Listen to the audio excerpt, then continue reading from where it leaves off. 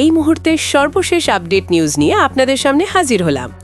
এখন শুনবেন সংবাদ শিরোনাম। ধরা খেল ব্যারিস্টার পার্থ। পার্থের অবৈধ কুকর্মের ভিডিও ফাঁস, হতে পারে বিএনপি থেকে বহিষ্কৃত। আরও জানাবো হরমুজে প্রজেক্ট ফ্রিডম স্থগিতের ঘোষণা ট্রাম্পের। আপনারা দেখছেন লাইভ নিউজ বাংলা।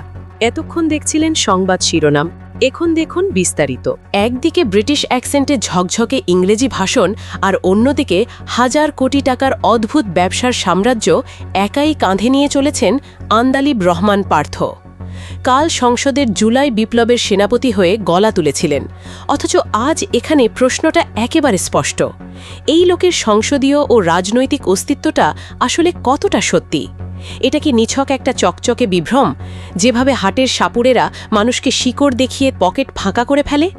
বাংলাদেশের রাজনীতির মঞ্চেও কি সে এই একই জাদু, এক ধরনের অলৌকিক শিকড় বিক্রি করে চলেছেন? ভাবুন তো, সংসদে তার আগ্রহের এই পথ এতটা আদর্শিক নয়, বরং এখানেই প্রচ্ছন্ন একটা কৌশল ফুটে ওঠে। দিন দিন রাজনীতিতে তার উপস্থিতি প্রায় সাপুড়ের মতো। বাতাসে ভাষণের কথা ছড়িয়ে দিয়ে শেষে সবার চোখে ঝুলিয়ে দেন এক মিথ্যা শিকড়। কোনোদিন সেই শিকড় নিয়ে বাড়ি ফিরে দেখলাম সাপের বিষ তো আর কাটেনি, পুরো ব্যাপারটাই ছিল প্রতারণা। এই মার্জিত ভঙ্গিতে উই হ্যাড কোয়াজাই কনস্টিটিউশনাল গভর্নমেন্ট বললে আসল সত্যটা চেপে যান। সংবিধান, বিপ্লব, আদর্শ সবকিছুই এতটা নাটকীয়। প্রশ্নটা বরং তীব্র, তিনি কোথায় দাঁড়িয়ে? বিএনপির জন্য বক্তা, না বাংলাদেশ জাতীয় পার্টির বিলুপ্ত ঐতিহ্য শেষ রক্ষক? ১.৫ মাস সংসদ, সেই জুলাই বিপ্লবের গল্পের মধ্যে তাকে কেউই বিরোধী চিহ্নিত করেনি। অথচ কেন তিনি বিশাল গুরুত্ব নিয়ে নিজেই সাফাই দিতে গিয়েছেন? এটা একটা দারুণ লবিং কি, নাকি ড্যামেজ কন্ট্রোলের নতুন মোড়? খোঁজ নিয়ে বের হয়েছে বিস্ময়কর তথ্য। বাংলাদেশ জাতীয় পার্টি বা বিজেপি যেটার নেতৃত্ব দেন, তার কার্যত কোনো মাঠের কাজ নেই। দলে নাম আছে, আসলে এটা পার্থ সাহেবের ব্যক্তিগত ক্লাব। আর সবচেয়ে চাঞ্চল্যকর তথ্য তো দিলেন দলের মহাসচিবই। শুনলেই মাথা ঘুরে যাবে। পার্থের বাবা নাজিউর রহমান মঞ্জুর মারা যাওয়ার পরে দলের চেয়ারম্যান করা হয়েছিল কেবল পার্থকে, বাবার প্রতি সম্মান রেখে। কিন্তু এখন পার্থকে ঘিরে আওয়ামী লীগ, ছাত্রলীগ এবং যুবলীগের নানা ছায়া ঘোরে। মহাসচিবের অভিযোগ, পার্থ কোনো গুরুত্বপূর্ণ সিদ্ধান্ত নেওয়ার সময় দলের পুরনো নেতাদের ধার ধরেন না। তার রাজনীতি ঘরের ভেতর আটকে গেছে। আত্মীয়তা, ব্যবসায়িক স্বার্থ যেখানে শেষ কথা। কিছু অডিও ভিডিও রেকর্ডেও স্পষ্ট দলের ভেতরে পার্থকে নিয়ে মানুষ কি চিন্তা করে। ৫ আগস্টের ঠিক আগে পার্থের গ্রেপ্তার হওয়া নিয়েও ভয়ানক রহস্য। এটা কি সত্যিই গ্রেপ্তার, নাকি এটা ছিল নিরাপদ সেফ প্যাসেজের নাটক? বিশ্লেষকরা তুলনা টেনে এনেছেন ১৯৭১ সালে শেখ মুজিবুর রহমানের গ্রেপ্তার হওয়ার গল্প। অভিযোগ আছে হারুন ও রশিদের মতো কর্মকর্তাদের সাথে গোপনে যোগাযোগ করে পার্থ নিজেই নিজের উদ্ধারযন্ত্র সাজিয়েছিলেন, যাতে আওয়ামী লীগের পতনের পরে কেউ তাকে দোষারোপ করতে না পারে। মহাসচিবের কথায় পার্থ আনুষ্ঠানিকভাবে আওয়ামী লীগের বিরুদ্ধে কথা বলেন, কিন্তু ভেতরে ভেতরে আত্মীয়তা, ব্যবসার মাধ্যমে ভালো সম্পর্ক রেখে চলেন। সংসদে জামায়াতে ইসলামীকে আক্রমণ করেন। আর তা কি বিএনপির পুরনো অবস্থানকে আড়ালে বিদ্রূপ করার চেষ্টা? বেগম জিয়া বলেছিলেন, দেখুন, জনগণের সরকার এলে সংবিধান ছুঁড়ে ফেলা হবে। তাহলে পার্থ কি সত্যিই বিএনপির ভেতরে থেকেই দলকে, আদর্শকে খোঁড়া করছেন? এই দেশ যে শহীদদের রক্তের তৈরি মাটি, সেখানে সংবিধান আর আইনি সুরক্ষা দেখিয়ে খুনিদের রক্ষা করার চেষ্টা যারা করেন, তাদের ইতিহাস ক্ষমা করবে না।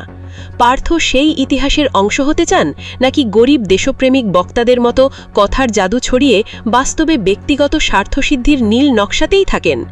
গত ১৫ বছরে যখন বিরোধী দলের অনেক নেতা রাজপথে জীবন দিয়েছে, জেলে গেছে, তখন পার্থ সাহেবের ব্যবসা কেমন অক্ষত থাকল? কিভাবে তিনি সংসদে, ব্যবসায়, দুই জগতের মাঝে দিব্যি সময় কাটান?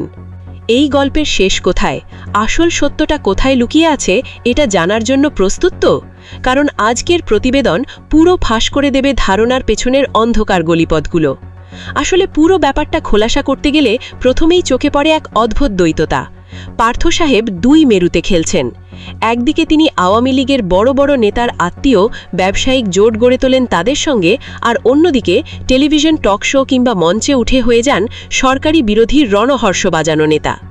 তার এই সাজানো মুখোশ অনেককে দ্বিধায় ফেলে দেয়। তো এই দ্বন্দ্বটা আসলে কি? তদন্তে বেরিয়ে আসে তার পারিবারিক সম্পর্ক সরাসরি শেখ হাসিনার আত্মীয়দের সঙ্গে গাঁটছাড়া বাঁধা।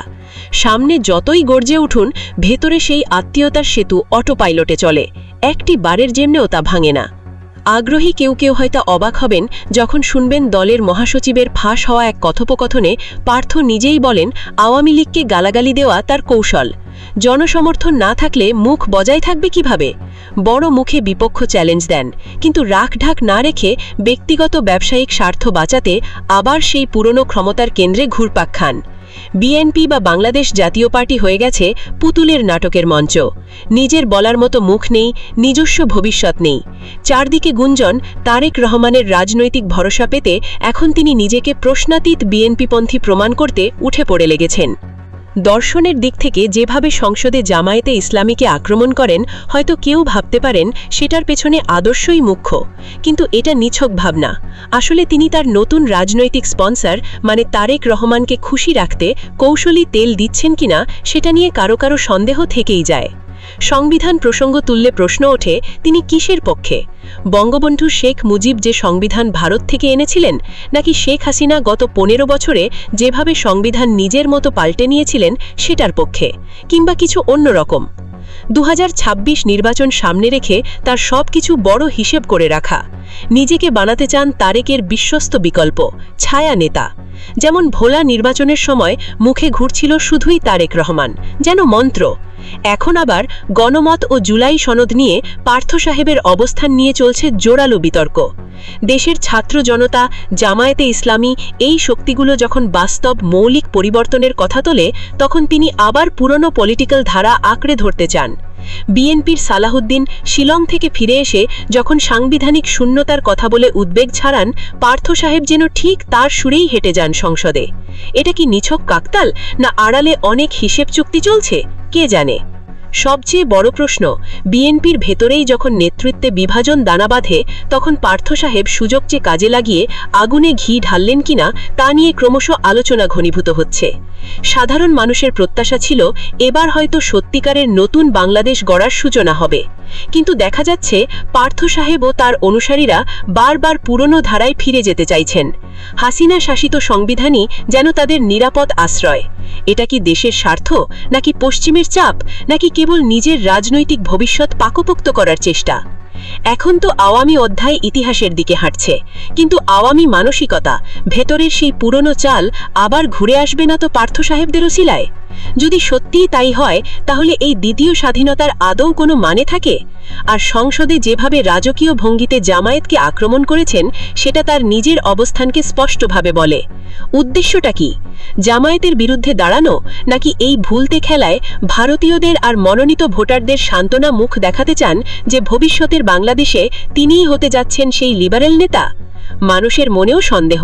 সংসদ আর বিপ্লবের গল্প দিয়ে পার্থ সাহেব কি শেষমেশ ফাঁপা আশা দেখিয়ে সাধারণ জনতাকেই ঠকাচ্ছেন না? মন খারাপ হয়ে যায় ভেবে এ পর্যন্ত এসেও মৌলিক পরিবর্তনের বদলে শুধু মুখোশ বদলায়, চরিত্র নয়। সবার আগে সর্বশেষ আপডেট নিউজ দেখতে সাবস্ক্রাইব করে আমাদের চ্যানেলের সাথেই থাকুন। আমাদের নিউজ ভালো লাগলে লাইক, কমেন্টস ও শেয়ার করুন। ধন্যবাদ সকলকে।